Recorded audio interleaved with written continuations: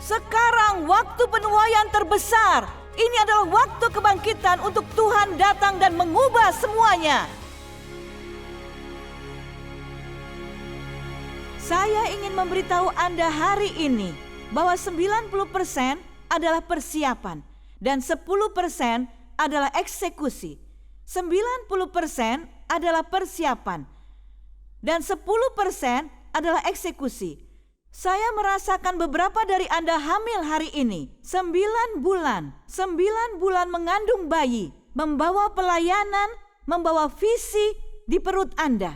90% adalah persiapan dan 10% adalah eksekusi. Apakah Anda tidak senang para ibu jika 9 bulan Anda mengandung bayi dan hanya beberapa jam, mungkin maksimum 1 atau 2 hari melahirkan?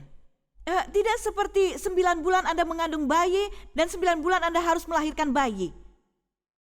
90% adalah persiapan. Bahkan sebelum program ini, sebelum khotbah ini, di dalam waktu doa saya, berpuasa dan membaca firman Tuhan, belajar dan merenungkan, 90% adalah persiapan. Dan saya ingin berbicara ke dalam kehidupan Anda. Mungkin Anda melihat masa lalu Anda, melihat kelemahan Anda melihat perjuangan Anda, tetapi semua itu adalah persiapan Anda. Semuanya itu 90% persiapan. Dan kemudian bagian yang terkecil adalah di ujung gunung es yang Anda lihat kesuksesan, Anda lihat eksekusi. Karena beberapa dari Anda sudah siap, beberapa dari Anda sudah siap untuk mengambil keputusan hari ini. Beberapa dari Anda sudah matang hari ini dan Anda ingin mengatakan, tahukah Anda, saya memiliki persiapan yang cukup, memiliki cukup banyak ujian, saya memiliki cukup banyak pelajaran dalam kehidupan. Saya ingin belajar dan saya ingin mempraktekkannya. Saya ingin menjadi dewasa. Saya ingin pergi ke tingkat berikutnya. Dan saya percaya hari ini Tuhan akan memberi Anda jalan pintas pengiriman, jalan pintas eksekusi. Hari ini saya ingin berbicara kepada Anda tentang otoritas orang percaya.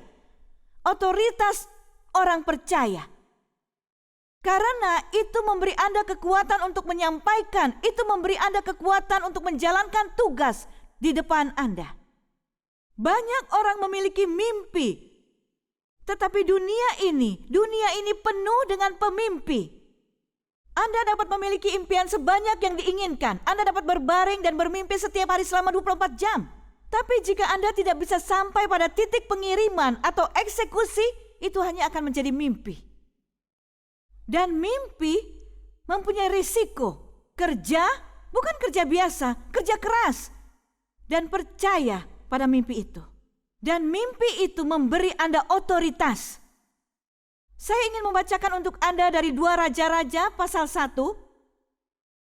Saya akan membaca banyak ayat Alkitab sekarang. Tetapi saya ingin Anda menelan firman itu. Dan saya berdoa Roh Kudus akan membuka hati Anda dan merawat tanah hati Anda. Melembabkan tanah tersebut sehingga firman itu dapat menembus hati Anda. Dan tidak masalah dimanapun Anda berada. Apakah Anda berada di Afghanistan atau Pakistan, penonton terbanyak, Pakistan atau Afghanistan atau Arab Saudi atau Iran, Irak. Tidak masalah dimanapun Anda berada. Mungkin di tengah padang pasir atau di kota yang kecil. Itu tidak masalah. Ini akan berbicara kepada Anda hari ini, dan jika Anda menerapkan kata ini, jika Anda memasukkan kata ini ke dalam hati Anda akan dapat melahirkan bayi itu. Anda dapat menjalankan impian Anda. Dan mereka tidak akan duduk di atas rak yang berdebu. Mereka akan menjadi kenyataan. 2 Raja-Raja pasal pertama dimulai dengan ayat pertama. Sesudah Ahab mati, maka memberontaklah Moab terhadap Israel. Pada suatu hari, jatuhlah Ahazia dari kisi-kisi kamar atasnya yang ada di Samaria lalu menjadi sakit. Kemudian dikirimnyalah utusan-utusan dengan pesan, pergilah dan mintalah petunjuk kepada Baal-zebub, Allah di Ekron. Apakah aku akan sembuh dari penyakit ini? Tetapi berfirmanlah malaikat Tuhan kepada Elia orang Tisbe itu, bangunlah, berangkatlah menemui utusan-utusan Raja Samaria, katakan kepada mereka, apakah tidak ada Allah di Israel sehingga kamu ini pergi untuk meminta petunjuk kepada Baal-zebub, Allah di Ekron? Sebab itu, beginilah firman Tuhan, engkau tidak akan bangun lagi dari tempat tidur di mana engkau berbaring, sebab engkau pasti akan mati. Lalu pergilah Elia. Dan ketika berita itu sampai ke raja, bukannya raja yang bertobat, dia mengirim pasukan. Dia mengirim pasukan dengan seorang komandan dan 50 orang. Dan kapten pemimpin pasukan itu dalam 2 Raja-Raja 1 ayat 9, kapten itu pergi menemui Elia yang sedang duduk di puncak bukit dan berkata kepadanya, hai abdi Allah, raja bertitah, turunlah. Tetapi Elia menjawab perwira itu, kalau benar aku abdi Allah, biarlah turun api dari langit, memakan engkau habis dengan ke-50 anak buahmu. Maka turunlah api dari langit, memakan dia habis dengan ke-50 anak buahnya. Kemudian raja menyuruh pula kepadanya seorang perwira yang lain dengan ke-50 anak buahnya. Orang itu berkata kepada Elia, hai abdi Allah, beginilah titah raja, segeralah turun. Kalau benar aku abdi Allah, Elia menjawab mereka, biarlah turun api dari langit, memakan engkau habis dengan ke-50 anak buahmu. Maka turunlah api Allah dari langit, memakan dia habis dengan ke-50 anak buahnya. Kemudian raja menyuruh seorang perwira yang ketiga dengan ke-50 anak buahnya. Naiklah perwira yang ketiga itu dan sesudah sampai berlututlah ia di depan Elia. Ya abdi Allah, biarlah kiranya nyawaku dan nyawa ke-50 orang hamba-hambamu ini berharga di matamu. Bukankah api sudah turun dari langit memakan habis kedua perwira yang dahulu dengan ke-50 anak buah mereka? Tapi sekarang biarlah nyawaku berharga di matamu. Maka berfirmanlah malaikat Tuhan kepada Elia, turunlah bersama-sama dia, janganlah takut kepadanya. Lalu bangunlah Elia dan turun bersama-sama dia menghadap raja. Berkatalah Elia kepada raja, beginilah firman Tuhan, oleh karena engkau telah mengirimkan utusan-utusan untuk meminta petunjuk kepada Baal-zebub, Allah di Ekron, oleh sebab itu engkau tidak akan bangun lagi dari tempat tidur di mana engkau berbaring, sebab engkau pasti akan mati. Maka matilah raja sesuai dengan firman Tuhan yang dikatakan oleh Elia, abdi Allah itu. Otoritas orang percaya.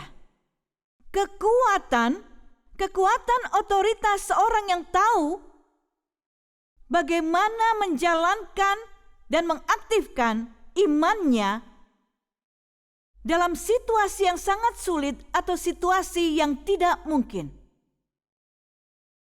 Inilah yang terjadi ketika seseorang mengatakan kebenaran, dan itu terjadi di hati Anda sekarang. Itu terjadi karena Anda seorang muslim, Anda telah menyembah Tuhan Anda selama periode waktu tertentu, dan Anda begitu dicuci otak oleh Al-Quran dan berpikir bahwa Anda tahu kebenarannya. Jadi dua hal akan terjadi di hati seseorang seperti Anda. Satu hal adalah hati Anda akan menjadi lebih keras seperti di sini, dalam cerita ini.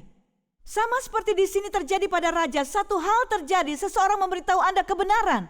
Ya, Anda akan mengetahui kebenaran dan kebenaran itu akan membebaskan Anda.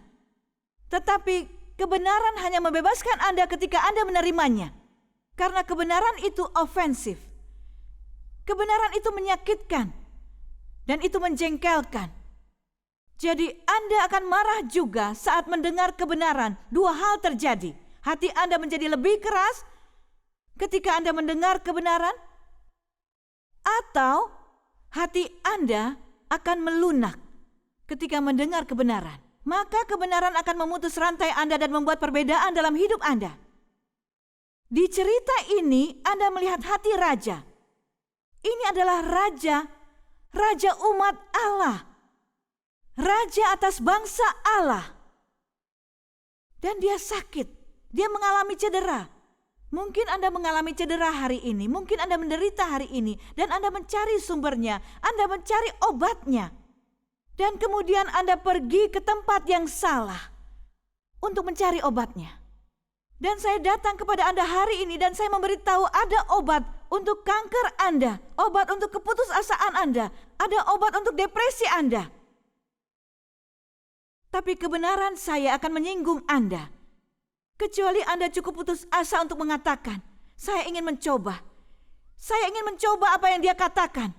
Saya sangat membutuhkannya, sehingga saya tidak memikirkan kesombongan saya. Saya tidak bisa memikirkan hal-hal lain yang saya tahu di masa lalu. Saya akan mencoba ini, karena saya putus asa. Kemudian hatimu dilembutkan oleh Roh Kudus, Roh Allah yang hidup, yang mampu menembus hatimu. Namun dalam kisah ini, hati raja mengeras, sangat keras, sehingga perwira pertama dan 50 orang pergi dan mati. Karena api yang turun dari sorga, itu tidak menggerakkan hati raja. Dia mengirim kelompok yang kedua dengan anak buahnya. Dia tidak belajar dari kejadian yang pertama. Dia harus mengorbankan 51 orang dengan perwiranya yang memimpin. Karena awalnya dengan kejadian pertama, dia harusnya bisa belajar sesuatu.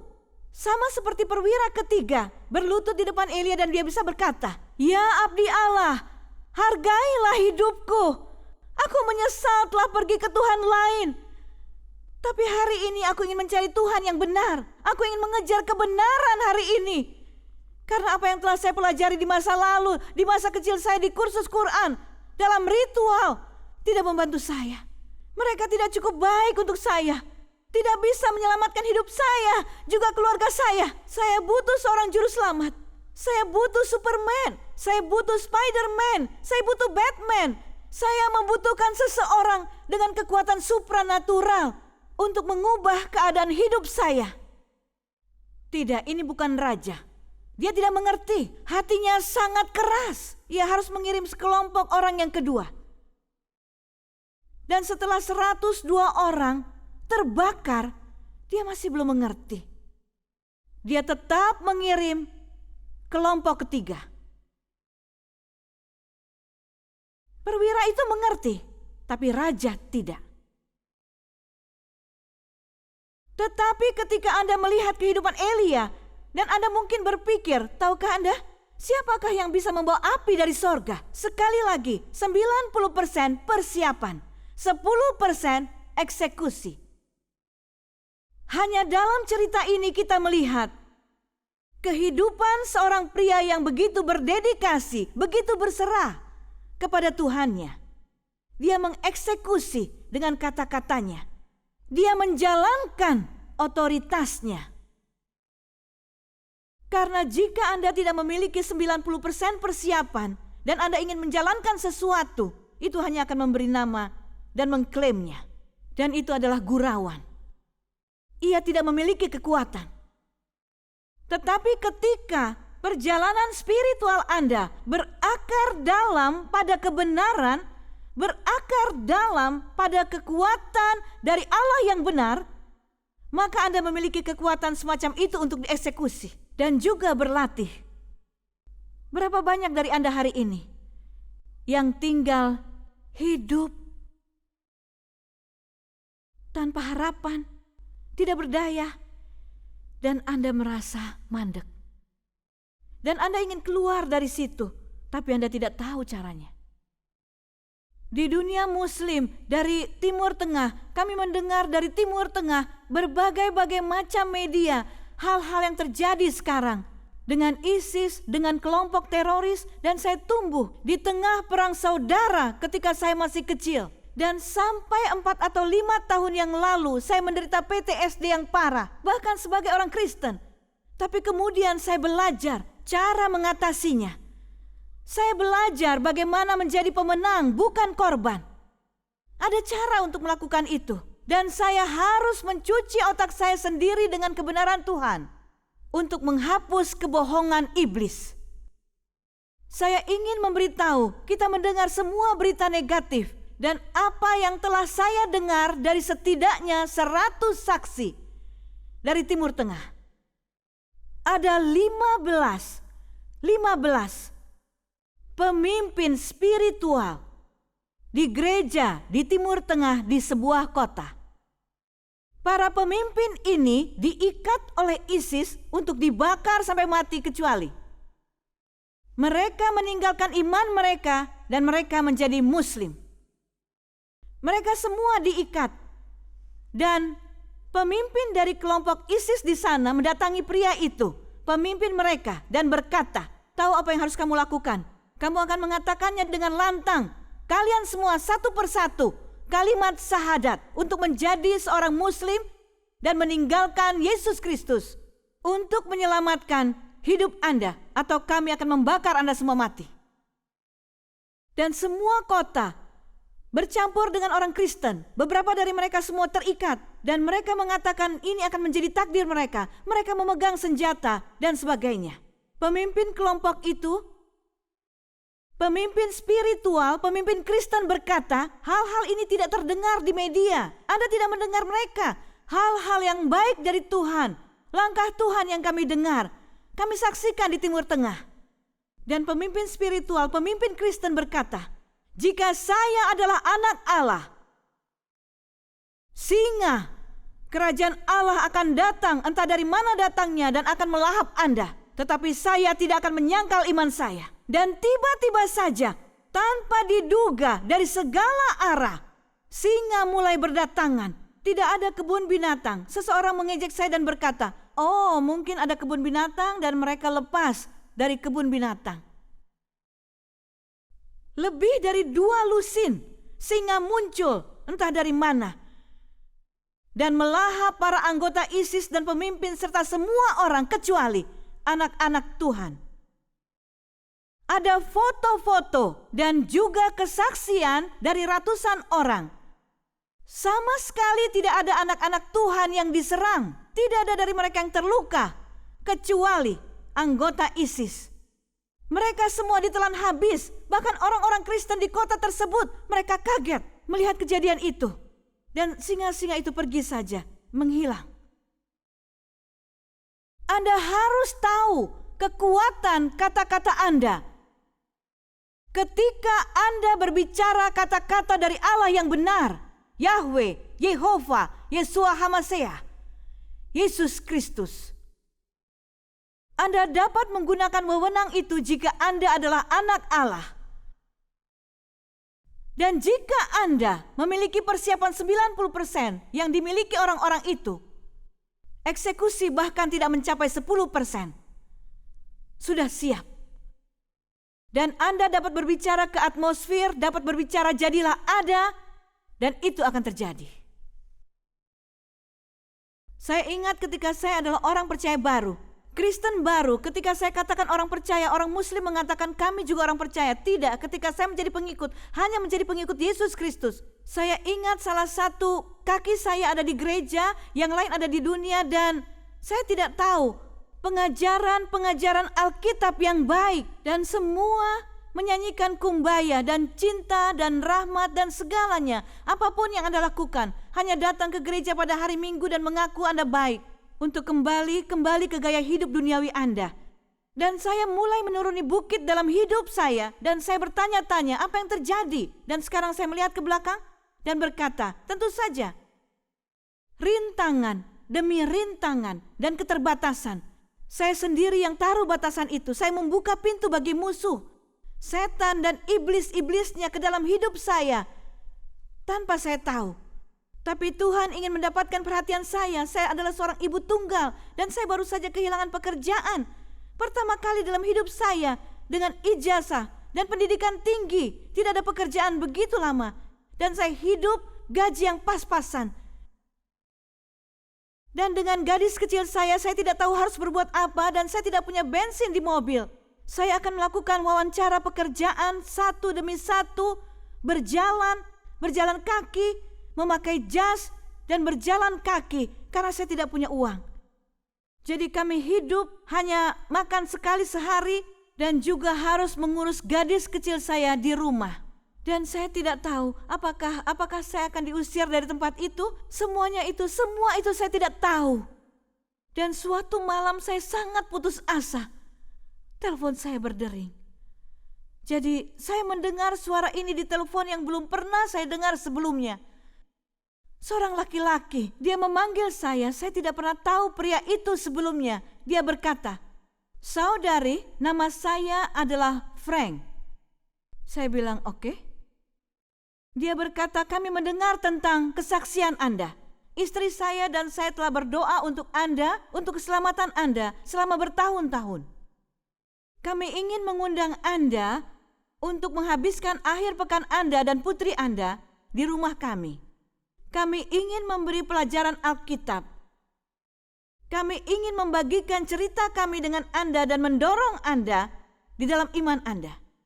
Dan kami memiliki 2 anak perempuan yang usianya dekat dengan putri Anda. Mereka dapat bermain bersama, kami hanya ingin memberkati Anda."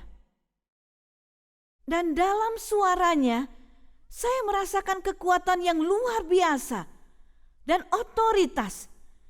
Saya tidak dapat menjelaskannya, tetapi ada sesuatu dalam suaranya yang berbeda dari pendeta saya pada waktu itu. Pengkhotbah yang saya dengar pada waktu itu berbeda, sangat berbeda. Saya merasa lemas dan berkata, "Saya berharap saya bisa datang. Tapi saya tidak punya bensin di dalam tangki mobil saya dan tempat Anda 5 jam jauhnya dari tempat saya tinggal. Saya berharap saya bisa datang. Saya sedang membutuhkan dorongan sekarang juga." Dan dengan suaranya yang seperti badai yang hebat, dia berteriak, "Saudariku, aku akan memberitahumu sesuatu sekarang. Aku tahu kamu tidak memiliki iman untuk mempercayai satu kata pun yang akan kukatakan kepadamu sekarang. Tapi aku ingin memberitahu, aku akan berdoa untuk mobilmu sekarang juga.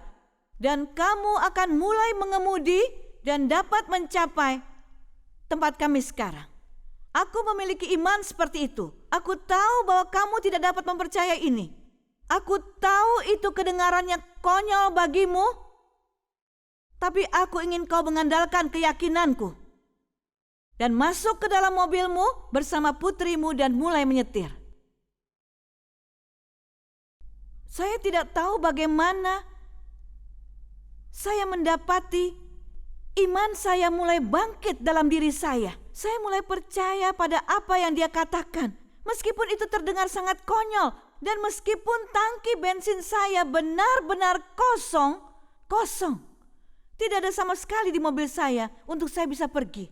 Tapi saya pikir, saya berkata, "Baiklah, saya akan mencobanya." Dan dia berkata, "Aku berjanji kamu akan sampai ke tempat kami. Tetapi jika Anda pikir tidak, aku memiliki pengkhotbah di setiap kota. Aku punya teman di setiap kota dalam perjalanan kamu. Dan aku akan mengirim temanku. Dan aku tahu itu tidak akan terjadi." Saya berkata, seperti seorang gadis kecil yang menyerah dan patuh, "Oke, saya akan mencobanya." Saya mengambil putri saya, menuntunnya masuk ke dalam mobil, dan saya mulai mengemudi. Dan pada saat itu saya tinggal di negara bagian Florida, dan saya sedang melewati Alligator Alley, dan tidak ada pemberhentian, dan itu hujan deras pada saat itu. Dan saya ingat saya menyanyikan semua lagu-lagu Injil pada waktu itu yang saya tahu. Oh, darah Yesus, kemenangan di dalam Yesus. Dan saya hanya bernyanyi dan bernyanyi dengan rasa takut yang muncul dalam diri saya. Karena saya masih melihat tangki bensin saya dan masih tidak ada bensin, dan saya tetap mengemudi. Dan setelah 5 jam mengemudi, saya berhasil ke tempatnya. Saya sungguh terkejut. Saya berhasil sampai ke rumahnya. Dan begitu saya masuk ke rumahnya, laki-laki Amerika yang tinggi ini, 100% orang Amerika, saya ingin menggarisbawahi hal itu. Dia mulai berdoa dengan bahasa yang belum pernah saya dengar dalam hidup saya. Dan semua yang dia katakan masuk ke telinga saya dalam bahasa ibu saya, dalam bahasa Turki. Tidak ada seorang pun di ruangan itu, istrinya, putrinya, dan tamu-tamu lain yang mendengarnya dalam bahasa Turki selain saya. Dan dia mengakui dosa-dosa saya. Dan dia berbicara kepada Tuhan tentang hal-hal yang terjadi dalam hidup saya. Hanya Tuhan yang tahu. Dia berbicara dalam bahasa roh. Dan dia berbicara dengan api. Sehingga saya mendengar api itu dan iman dalam suaranya. Dalam bahasa saya sendiri, bahasa Turki. Ketika dia selesai, dia bangkit. Dia menatap mata saya dan berkata, "Saudari, saya tidak tahu apa yang saya katakan. Tetapi Anda tahu apa yang saya katakan. Perhitungkan Tuhan dengan serius. Dia memiliki rencana besar untuk hidup Anda." Dan saya pingsan. Saya tidak ingat cerita setelahnya. Tapi pertama kali dalam hidup saya melihat seseorang menjalankan otoritas dalam iman mereka, iman dia. Dan pada saat itu, hidup saya, perjalanan saya dengan Kristus sepenuhnya benar-benar berubah. Inilah sesungguhnya yang ingin Tuhan lakukan dengan hidup Anda hari ini. Mengubah yang mustahil menjadi mungkin dalam hidup Anda. Mengubah situasi tanpa harapan menjadi situasi penuh harapan. Dan mengubah mental Anda menjadi mental pemenang dalam hidup Anda. Dia bisa melakukannya.